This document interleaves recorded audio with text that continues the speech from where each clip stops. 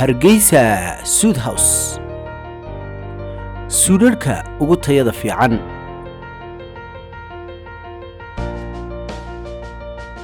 ka dooro qaabka quruxdaada kaabaya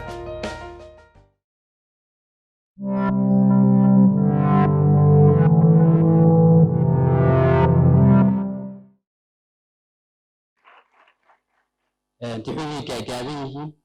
maasida ku xigta waxaa ladaa dhammaysnimo waa isbaro waxaa jirta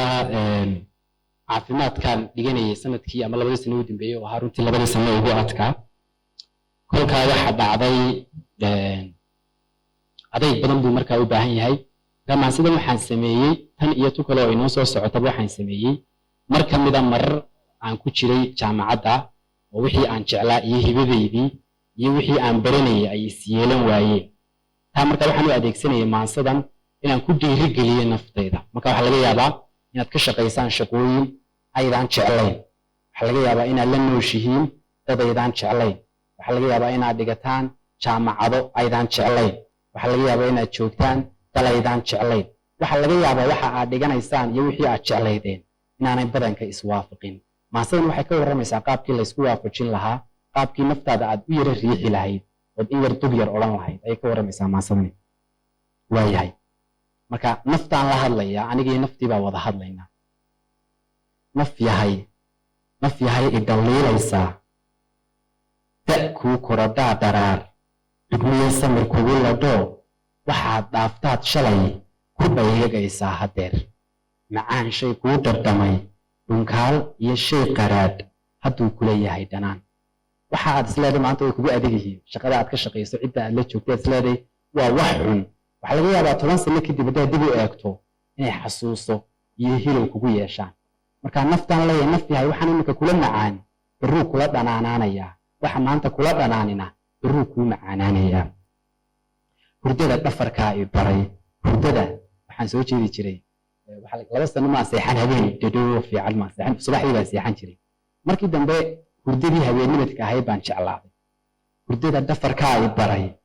dhaqsaha daahaa i faray gaajana dheraggaa ku simay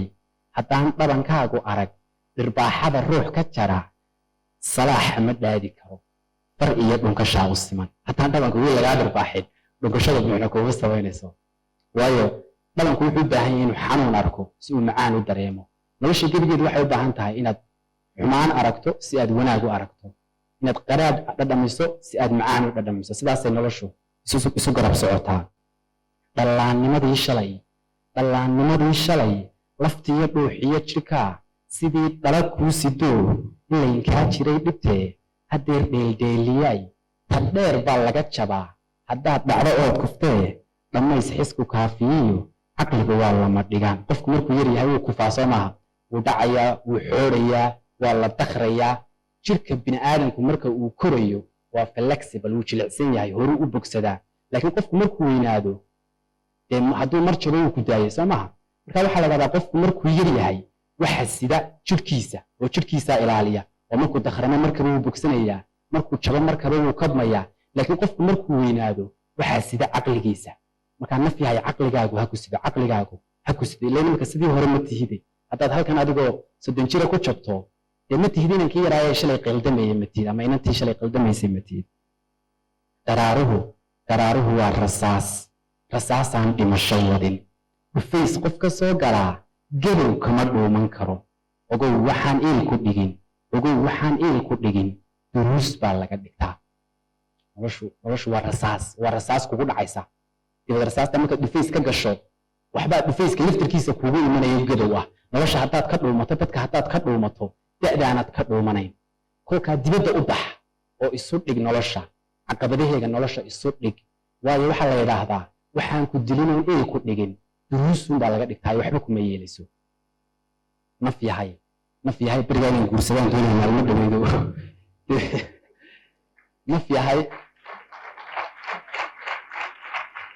naf yahay dhasha doonaysaa markaa de naftu waa wixii ay jeclayd ba kolba mid farta ku fiiqaysaa moogtahay naf yahay dhasha doonaysaa taariikhdaa dhiigu shubi dhigaalka abtaadu noqon awowgu guushaa ku dhihi waxaad dhali dhowr milyane dadaalka dhaqoo waxbaro wax kaydsiga dhiilu tolo ummadda ilaahay oo dhan baad dhali oo magacaaga ku hadaaqi oo kugu abtirsani haddii aad iyaga wax gashato libtaadu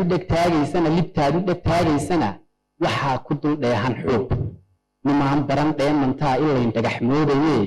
dhiraandhiri baahidiyo calwaagiyo dhayga goo ka dheego xalkii wakhtiga qofku markaanu dee dhibaatadaada waxaad moodaysaa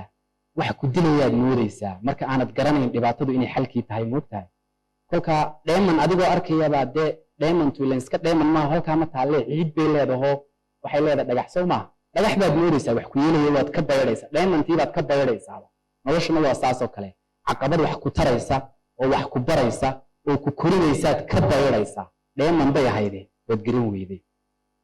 naf yahay dhalandooliyaay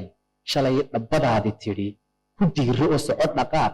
waxay ku dhacaysay jare dhammaadka halkay tagtiyo haddaan dherarkeed aqaan miyaan u dhuyaalilah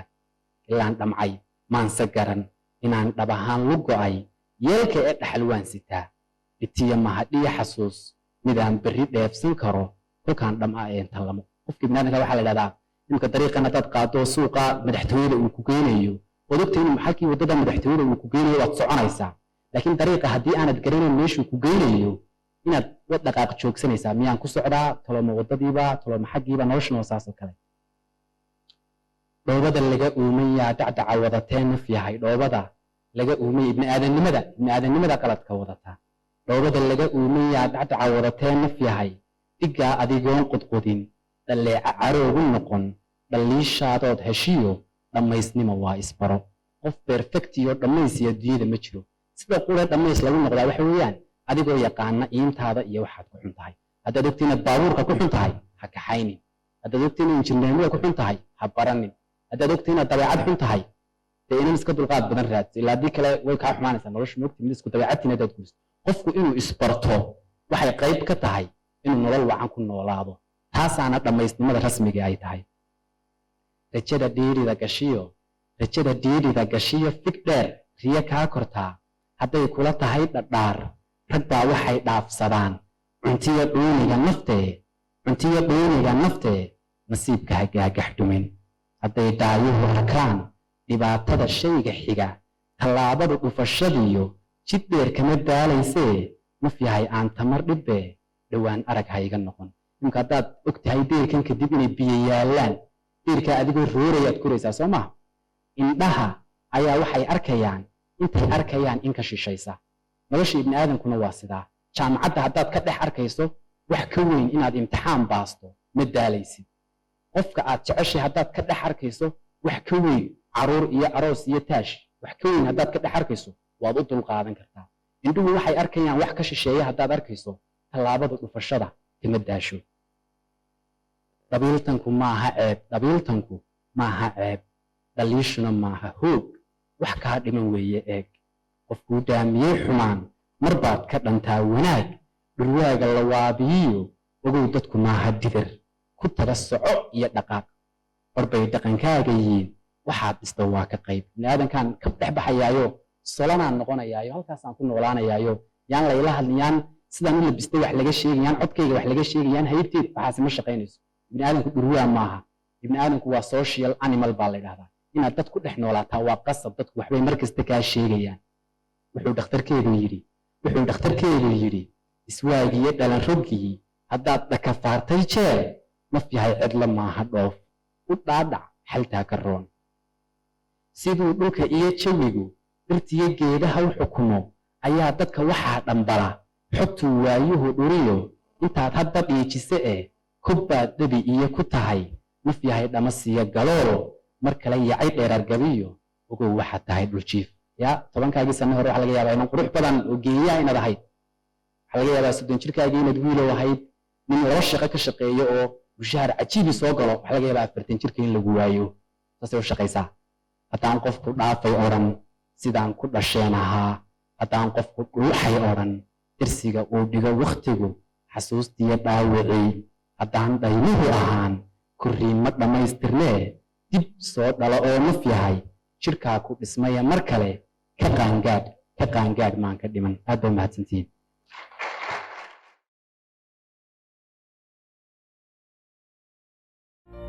Hargeysa Suud House, suudhadhka ugu tayada fiican.